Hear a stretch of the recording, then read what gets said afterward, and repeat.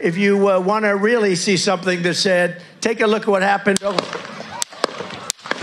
নির্বাচনী প্রচারণায় গিয়ে গুলিবিদ্ধ হন যুক্তরাষ্ট্রের সাবেক প্রেসিডেন্ট ডোনাল্ড ট্রাম্প। পরে নিরাপত্তা বাহিনীর গুলিতে নিহত হন সন্দেহভাজন হামলাকারী থমাস ম্যাথিউ ক্রুকস।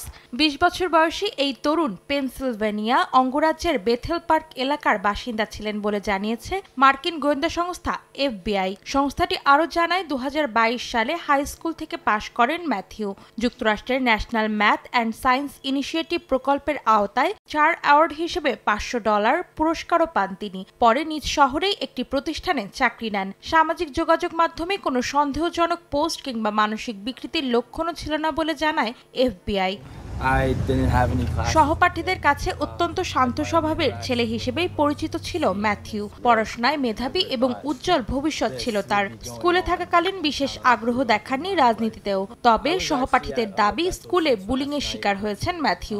এমনকি কয়েকবার মারধরও করা হয় তাকে। তবে তৎকালীন স্কুল কাউন্সিলর হিসেবে কর্মরত থাকা জিম ন্যাপ এই বুলিংয়ের অভিযোগ অস্বীকার করেন। কিন্তু ম্যাথিউ অনেক শান্ত ও সুশৃঙ্খল ছেলে হিসেবেই পরিচিত ছিল বলে জানান তিনি। এখন প্রশ্ন, কি এমন ঘটেছিল ম্যাথিউর সঙ্গে যে কারণে ট্রাম্পকে হত্যা চেষ্টার মতো পদক্ষেপ নিয়েছেন তিনি?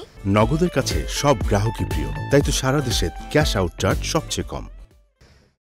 পেনসিলভেনিয়া অঙ্গরাজ্যের ভোটারদের তালিকা থেকে জানা গেছে ট্রাম্পের দল রিপাবলিকান পার্টিরই একজন নিবন্ধিত ভোটার ছিলেন ক্রুকস। আসন্ন প্রেসিডেন্ট নির্বাচনে প্রথমবারের মতো ভোট দেওয়ার জন্য প্রাপ্তবয়স্ক হয়েছিলেন তিনি। বাটলার এলাকায় যেখানে ট্রাম্পের ওপর হামলার ঘটনা ঘটেছে সেখান থেকে প্রায় 1 ঘন্টার দূরত্বে বসবাস করতেন ম্যাথিউ। 2021 সালে যুক্তরাষ্ট্রের ফেডারেল নির্বাচন কমিশনের জমা দেওয়ার নথি অনুযায়ী ক্রুকসের বয়স যখন 17 বছর তখন অ্যাক্ট ব্লু নামের একটি সংগঠনে $15 অনুদান দেন তিনি। এই সংগঠন বামপন্থী ও ডেমোক্রেটিক পার্টির রাজনীতিবিদদের জন্য তহবিল সংগ্রহ করে থাকে। ক্রুকসের ওই অনুদান প্রোগ্রেসিভ টার্ন আউট প্রজেক্ট নামের ডেমোক্রেটিক পার্টি সমর্থিত একটি গোষ্ঠীকে দেয়া হয়।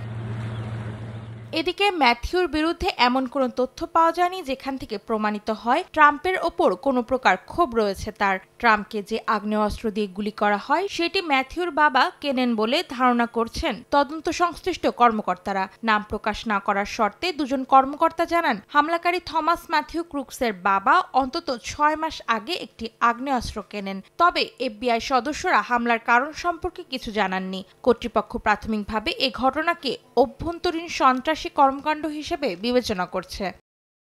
অন্তরা সেন, সময় সংবাদ।